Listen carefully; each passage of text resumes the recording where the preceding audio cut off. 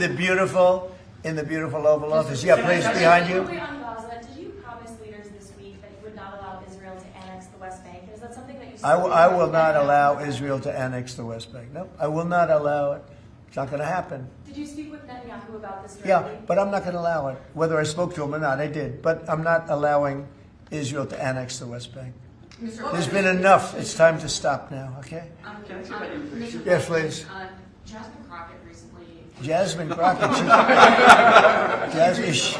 Remember what I said? Is she a relation to the late, great Davy Crockett? I don't think so. Jasmine Crockett, let me tell you, before you even ask, she's a very low IQ person.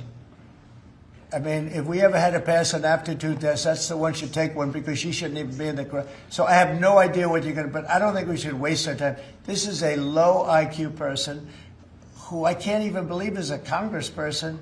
Between her and Ilman Omar and the group. You know, I met the head of Somalia. Did you know that?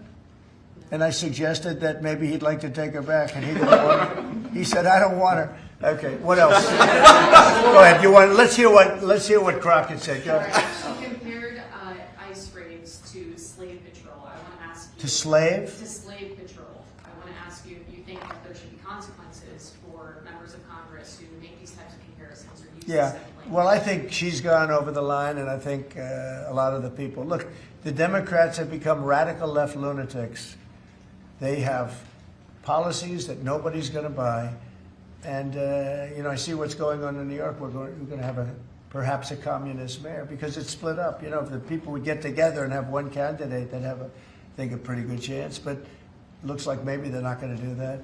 But we're going to end up with a communist mayor. It's not even believable, my beautiful New York. When I left New York to become president, it was a great place. But it was the beginning of bad things because we had de Blasio had just started as mayor. And I said, this guy's this guy's a real nut job. Went to Harvard to teach management. Can you believe it? He went to Harvard to teach city management along with the mayor of Chicago, who went to Harvard to teach. The two of them are teaching how to manage a city manage it into hell is what they do. But that was the beginning, and now we're going to go a step further. Now we're going with the communists. Can I be honest? I think it's the greatest thing to ever happen to the Republican Party. I really do. I think if a communist takes over New York City, I think that's a gift to the Republican Party. It's sad for New York, but it's a gift. And New York will recover because, you know, sometimes you need a shock like that to straighten you out. But it's politically, it's probably a very good thing. Mr. President, can I ask about immigration, crime, and the World Cup? Actually, so that's a lot of. You have a number of cities that are pushing back against your immigration deportation move, as well as your crime initiatives. Some of those cities. I don't think they're very much. But some of those cities have World Cup games. Yeah. Seattle, San Francisco. They're going to be very. They're going to be very secure. But could those games move if they don't cooperate with your crime push? Well, that's an interesting. I guess, but we're going to make sure they're safe. They're run by radical left lunatics and that don't know what they're doing. Look at Washington, D.C. I just got numbers. There's like no crime in Washington, D.C. You, Jeff, will not be mugged walking down the street. You can walk down the street with your family. You can walk down your street with your wife, your daughter, your son, and you're not going to be. We took out 1,700 career criminals that we're not allowing back. And we have this city in great shape. You know, there was a time when not long ago, when every single week you'd have at least one murder. And look what's happening with Washington. It's safe. I went to dinner in Washington just to prove a point. I gave a press conference in the middle of a street. I wouldn't say Secret Service was thrilled, but I did it, and here I am. Look, Washington, D.C. is such a great example of what can be done. We did it in 12 days. We made it very safe in 12 days, and now it's much safer than that. One other thing, I drove around Washington over the weekend, and I said, look at the difference. The grass looked great. Everything looked great. You know, we had a lot of our National Guard, and we didn't ask them to do it. They did it themselves. They're proud.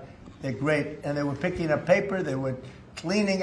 The place looked really beautiful. So we have a great Washington, D.C. We, as you probably know, we're going into Memphis, and we're going into some other cities, and very soon we're going to go into Chicago. It will be safe for the World Cup. If I think it isn't safe, we'll move it into a different city. Absolutely, we'll take the world. If I think it's not, it's actually a very fair question. If I think it's not safe, we're going to move it out of that city. If, like the governor of Illinois, who is, look, last week, between last week and the week before, 11 murders, and 38 people were shot. Then he gets up and says, this is a very safe. And then he says crime is better. The reason crime is better is because Cash put, about 5 months ago, a whole team of FBI people there to get ready for when we go in, and they've lowered it a little bit, like 20, 25%, which isn't good enough, but it's a good start. But that was only put there because they're preparing for us to go in.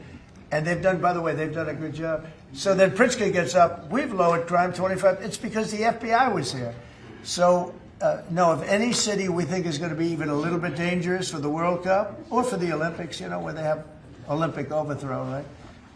But for the World Cup in particular, because they're playing in so many cities, we won't allow it to go to, we'll move it around a little bit. But I hope that's not going to happen, yeah. I mean, Mr. President,